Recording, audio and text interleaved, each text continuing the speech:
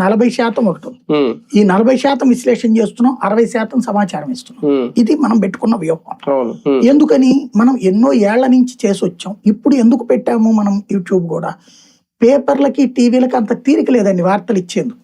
వాళ్ళు ఈ రాజకీయాలలో పడిపోయి వాటిట్లోనే ఉండిపోవడం వల్ల విదేశ వార్తలు, అంతర్జాతీయ వార్తలు, దేశానికి అవసరమైన వార్తలు ఇవి ఇవ్వలేకపోతున్నారు. కాబట్టి ఆ పనిని మనం చేస్తున్నాం. అందుకోసం మనం పెట్టాం. మొదట మన యూట్యూబ్ స్టార్ట్ చేసినప్పటికే ఇది బిగిన్ అయిపోయింది. ఎందుకంటే మీడియా సంస్థలు అనేటటువంటిది ఆర్థికంగా స్థిరత్వం లేక డిపెండెంట్లు అయ్యి రాజకీయ పార్టీలకి తొత్తులుగాను, లేదా రాజకీయ పార్టీల మీద ఆధారపడినో, లేదా రాజకీయ పార్టీల చేతనే నడపబడుతూనో, లేదా ప్రభుత్వం మీద ఆధారపడుతూనో బ్రతుకుతున్నప్పుడు వార్తలు కరువు అవుతాయి, వ్యాఖ్యానాలు ఎక్కువ అవుతాయి, చివరికి ఈ వాళ్ళని సంతృప్తి పరిచే కార్యక్రమాలు అవుతాయి. కాబట్టి ఆ సముద్రంలో మనం ఎదరం అనవసరం అనుకుని మనం నది అయితే పవిత్రంగా ఉంటది కదా అని ఇటు వచ్చాం. మన పని మనం చేసుకుంటున్నాం.